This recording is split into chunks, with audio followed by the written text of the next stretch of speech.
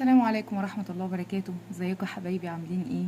حبايبي الحلوين رابعة ابتدائي، اخباركم ايه؟ اخبار الرياضة معاكم ايه؟ ان شاء الله تبقى زي الفل. منهج جميل بسيط بس محتاج شوية تركيز.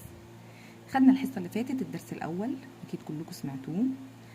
النهارده هناخد الدرس التاني، ولكن هو ترتيبه مش كده. يعني الحصة اللي فاتت الدرس الاول اسمه الدرس الاول، والتاني ده التالت، ولكن ترتيب الحصص بتاعتنا دي الحصة التانية. الحصة التانية دي بمثابة الدرس التالت. الدرس ده مهم قوي قوي قوي، بيوقع ولاد كتير جدا وبنات كتير جدا اللي مش فاهمين. فانا عايزاك النهارده تركز معايا كويس جدا جدا جدا، عشان ان شاء الله هنحل تمارين مع بعض كتير تخليك ان شاء الله طالع من الحصه فاهم كل حاجه، مش محتاج اي حاجه. طيب، الحصه اللي فاتت خدنا القيمه المكانيه وقيمه الرقم. درس النهارده اسمه تغيير القيمه المكانيه. تغييرها يعني هغير مكانها. طيب، بص كده معايا المثال اللي انا كاتبهولك ده، 444. قيمة الرقم 4 هنا بكام؟ ده خدنا بقى الدرس اللي فات. قيمة الأربعة هنا ما قدامهاش حاجة، يبقى حط الرقم 4.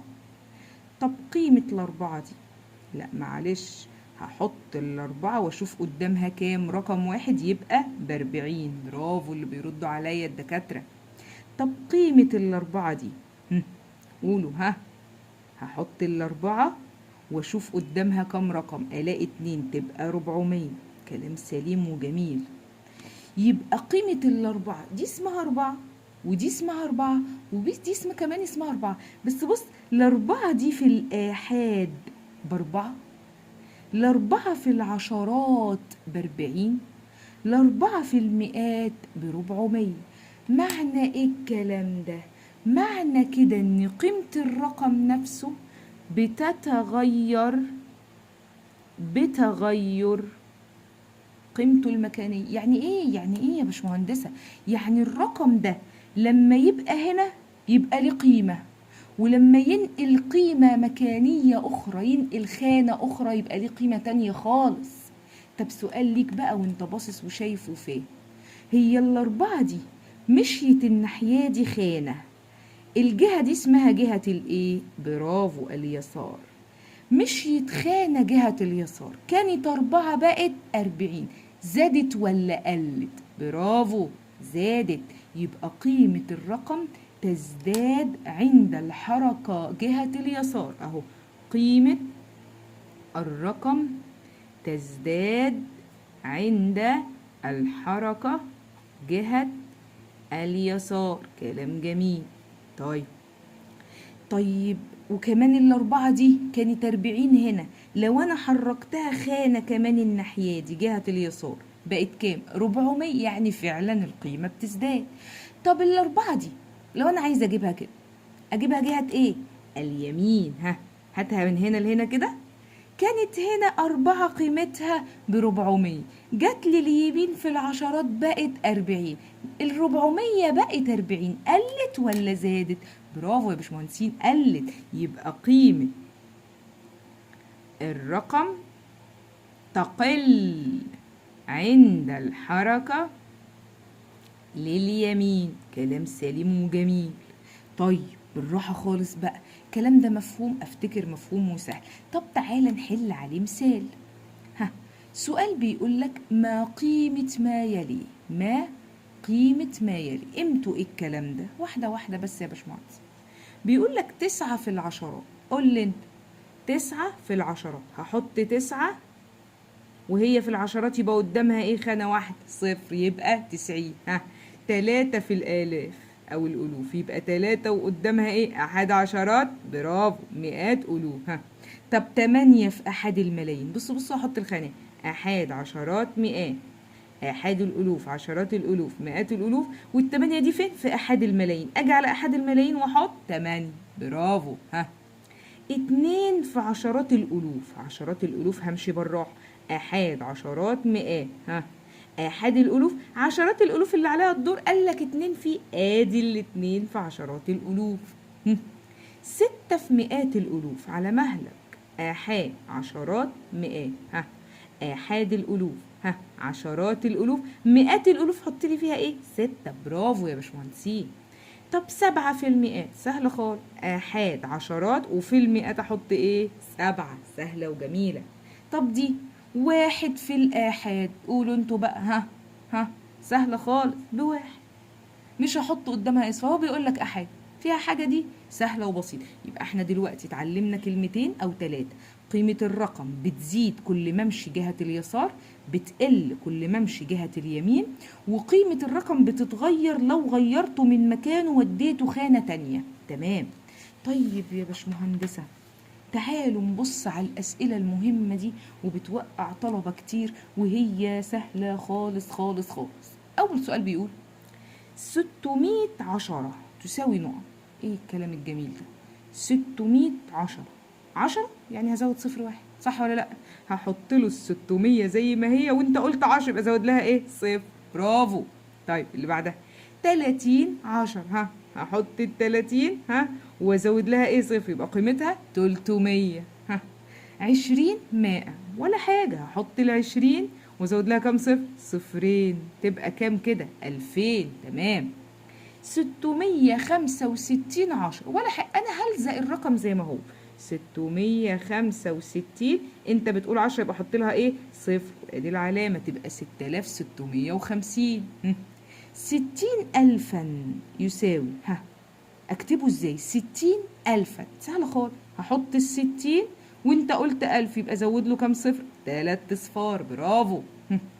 300 10 ولا حاجة، هحط ال300 وازود لها كام صفر؟ ده 10 يبقى صفر واحد، يبقى اسمها 3000.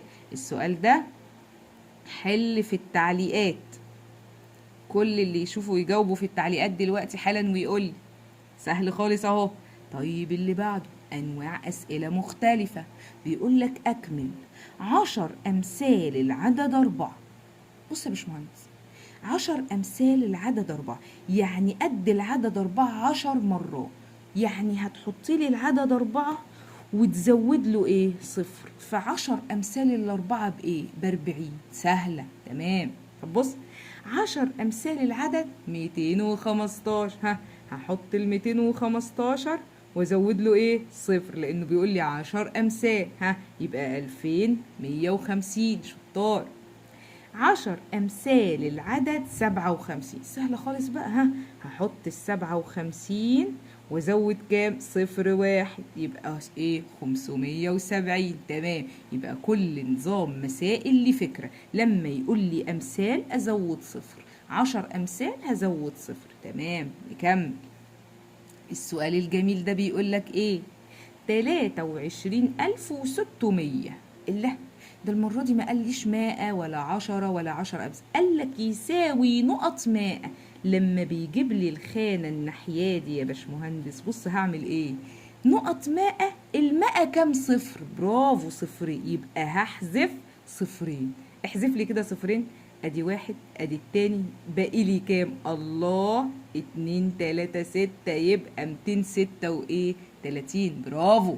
طيب 340 10 يساوي نقط لا، ده دي مختلفة، هو أنا عارفها بكام؟ مش لما أعرفها بكام الأول؟ 340 10 يعني أحط ال 340 وزود كام؟ صفر واحد، عشان قال إيه؟ 10. يبقى الرقم أصلا أهو، هو بيلعب لك بيه، بس الرقم الأساسي اللي فوق ده فيه كام ماء؟ أشيل كام صفر؟ قول صفر، يبقى 34. برافو يا باشمهندسين. طب 9000 يساوي نقط 10، قلنا الخانة لما تبقى الناحية دي هعمل ايه؟ 10، يبقى شيل كام صفر؟ برافو، واحد، ادي صفر، يبقى باقيلي برافو 900. طب 390 مائة يساوي نقط، يا دي خلصت، مش لما دي تظبط. 390 مائة، هحط ال 390 زي ما هي، وقال لي مائة يبقى زود كام صفر؟ صفرين، ادي الرقم. ده هو نقط 1000 يعني اشيل كام صفر؟ 3 اصفار. برافو، سامعاكوا يا باشمهندسين. ادي واحد، ادي اتنين، ادي تلاتة، الا يبقى الناتج 39. برافو. 12000 يساوي نقط 1000. نقط 1000 أنا قلنا الخانة الناحية دي هزود أصفار ولا أحذف؟ برافو، هحذف، يبقى أشيل 1 2 3 بقى 12. شطار. طيب 460,000 قبل ما أكمل حل. هي كده مش مظبوطة، لازم أكتب رقمها الأصلي. هكتب 460 وقدامه كام صفر؟ قال 1000، يبقى قدامه 3 أصفار، 1 2 3 يساوي نقط 100. 100 يعني أحذف كام صفر؟ ها، صفرين، برافو. أدي 1 أدي 2، متبقي معانا كام؟ أهو 4600، برافو. 400 10. السؤال ده حل في التعليقات ووريني يا باشمهندس زي اللي فاتوا بالظبط. عايزة إجابة ده واللي فات ده في التعليقات دلوقتي. طيب تمام.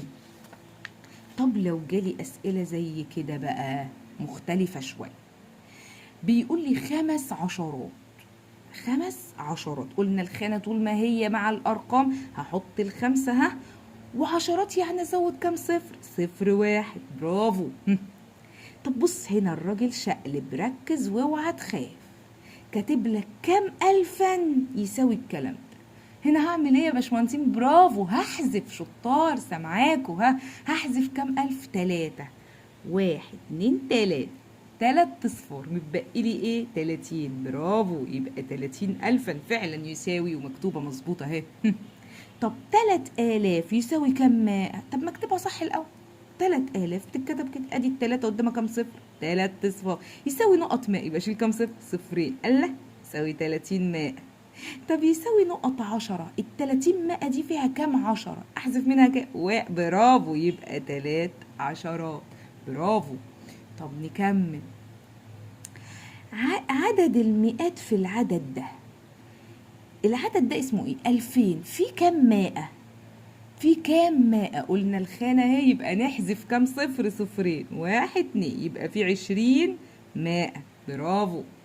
طيب بص بقى على المسألة دي، فكرة مختلفة بس سهلة وجميلة. بيقول لك 7 آحاد و4 عشرة. أنا قبل ما أكمل هكتبها، قبل ما أشوفه عايز ايه. 7 آحاد يحط 7 في المين؟ في الآحاد. 4 عشرات يبقى أحط ال4 في المين؟ آحاد، في العشرات، يبقى اسمها 47. بيقول لك اضربها في 10. اضرب في 10 يعني زود ايه؟ صفر، فبقى الرقم اسمه 400 وايه؟ 70، برافو. 470 ده يساوي كام في 10؟ الا هشيل الصفر تاني، يساوي 4 وايه؟ 7 وايه؟ سوري، 40. تمام. طب اللي بعدها 500 و8 عشرات. 500 احط الخمسة في المئات والتمانية في العشرات. طب ما هو كده مفيش احاد يا باشمهندس. الله، برافو، حلو السؤال ده. المفروض احاد عشرات ايه؟ مئات. 500 احط الخمسة في المئات، 8 عشرات احط التمانية في العشرات. طب مفيش احاد يا عسل، حطها بصفر بس. ها، وقال لك اضربها في 100. اضربها في 100 يعني ازود كام صفر؟ صفرين، برافو. فهكتب الرقم 580 زي ما هو، وازود له كام صفر؟ صفرين، برافو يا باشمهندسين. طب اللي بعده بيقول لك 10 أضعاف 310,000. نظبطها الأول وبعدين أشوف 10 أضعاف. مش أنا قايلة دايما لما يكون بعدها 10,000 100 مش لازم نظبطها؟ 1000 يعني أزود لها كام صفر؟ 3 أصفار، شطار. أدي 310 وأزود لها كام صفر؟ 1 2 3. ها، 10 أضعاف الرقم ده بقى. 10 أضعاف الرقم ده يعني أزود له كام صفر؟ صفر واحد، برافو. فأنا هنقل ده أهو، وعندي اصلا 1 2 3 4 4 اصفار، وهزود لهم صفر كمان، يبقى الرقم ده اسمه ايه؟ ها، 3,100,000، برافو. طب بص السؤال ده كده، قيمة الرقم 8 من عشرات الألف تساوي 10 أضعاف قيمة الرقم 8 من ايه؟ لا، طب مش لما اطلعها 8 في عشرات الألوف ايه أصلا؟ مش لما أشوف 8 من عشرات الألف يبقى أحط في خانة عشرات الألوف إيه؟ 8. استنى بقى، أحاد عشرات مئات، أحاد الألوف عشرات الألوف، هحط الرقم 8 في عشرات الإيه؟ الألوف، والباقي إيه؟ أصفار. سهلة. تساوي 10 أضعاف قيمة 8 من إيه؟ يعني دي تساوي 10 أضعاف مين؟ قدها كم مرة؟ ولا حاجة، هي تساوي 10 أضعاف مين؟ التمانية في عشرات الألوف تساوي 10 أضعاف مين؟ هحذف صفر. 10 أضعاف صفر واحد، يبقى هحذف إيه؟ صفر واحد كده، هيبقى اسمها بص أهو 8000، وال8000 دي اسمها آحاد الإيه؟ الألوف، برافو، آحاد الألوف. تمام. يبقى قيمة الرقم 8 اللي في عشرات الألوف قد 10 مرات قيمة الرقم 8 اللي في آحاد الألوف. مظبوط، كلام سليم. طب بص دي، 40,000 تساوي 10 أضعاف مين؟ قول انت، سهلة خالص. ها، سمعوني كله يكتب في الكومنتات. 10 أضعاف مين؟ هشيل صفر، ادي صفر، يبقى تساوي باقي لي كام؟ برافو، 4000. سهلة وجميلة. درس النهاردة بيوقع طلبة كتير قوي قوي قوي قوي، ولكن على حسب السؤال بيسألك ازاي، لازم تركز لي فيه كويس جدا جدا جدا وتتابع يا باشمهندس، عشان تغيير القيم المكانية ممكن يوقعك لو مركزتش فيه، برغم انه سهل وجميل. افتكر احنا لمينا معظم الافكار، في افكار تانية بتبقى افكار زيادة وافكار تقيلة، هعمل لها فيديوهات لوحدها لو في فكرة صعبة شوية للمتفوقين. وان شاء الله كلكم متفوقين يا حبايبي بالتوفيق. انا كنت معاكم المهندسة هدير العربي. اعملوا لايك للفيديو، شيروه كل اصحابكم، واعملوا سبسكرايب علشان يوصل لكم كل الفيديوهات بتاعة المنهج بتاعنا. حبايبي رابعة ابتدائي. باي باي.